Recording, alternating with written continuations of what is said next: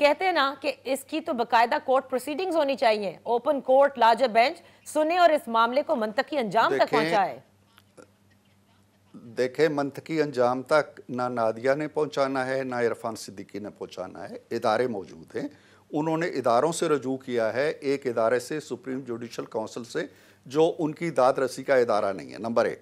معاملہ چلا گیا چونکہ انہوں نے سپریم کورٹ کے چیف جسٹس کو بھی کہا، چیف جسٹس صاحب نے فل کورٹ بلا لی، فل کورٹ ایک دن بیٹھی، فل کورٹ دوسرے دن بیٹھی، انہوں نے انتظامیہ اور ایجنسیوں کی نہیں بلکہ ایک ایجنسی کی شکایت کی ہے انہوں نے۔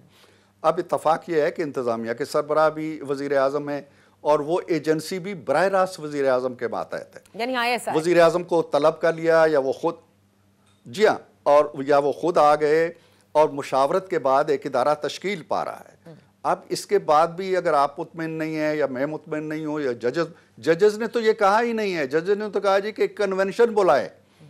ایک کنونشن جوڈیشل بلائیں، ایک جلسہ بلائیں اور جس میں سینکڑوں ہزاروں لوگ ہوں اور اس پہ تقریریں کریں اور اس پہ بحث کریں اور پھر کسی نتیجے پہ پہنچیں۔ ججوں نے تو یہ کہا ہے،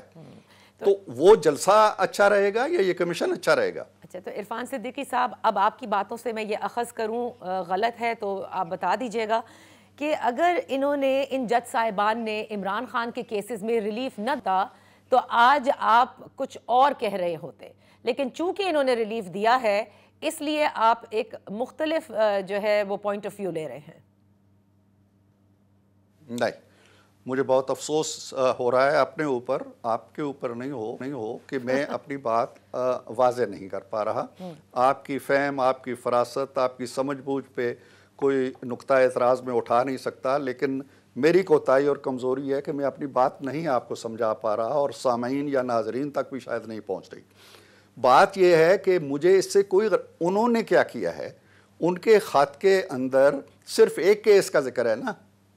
پڑھا ہے نا خط آپ نے؟ جی جی بالکل۔ اس خط کے اندر صرف ایک مقدمے کا ذکر ہے، اور وہ مقدمہ کون سا ہے کہ جی اس مقدمے کے حوالے سے ہم پہ بڑا دباؤ تھا،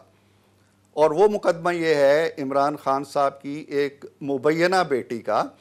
ٹیرین کا، جس کے بارے میں کہا گئی جی ہم 2 ججوں نے کہا تھا کہ یہ قابل سماعت نہیں ہے، ایک جج نے کہا تھا قابل سماعت ہے، جن ججوں نے کہا تھا کہ یہ قابل سماعت نہیں ہے ان پہ دباؤ پڑا۔ بالکل، گویا ہزاروں سینکڑوں مقدمات انہوں نے سنے، ہزاروں سینکڑوں میں فیصلے جاری کیے، تو کیا صرف اس ایک مقدمے پہ دباؤ پڑا؟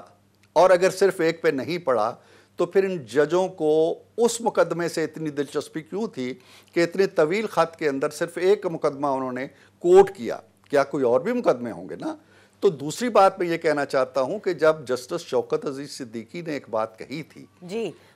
تو کیا اس وقت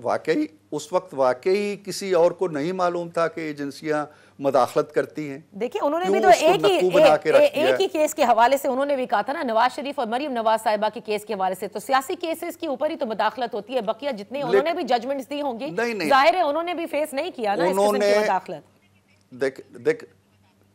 انہوں نے اس مداخلت کے خلاف احتجاج کیا، انہوں نے اس مداخلت کے خلاف اپنی 5 سال کی جو کمائی ہے، میں جانتا ہوں کہ وہ کس طرح گزر اوقات کرتا رہا ہے وہ جج،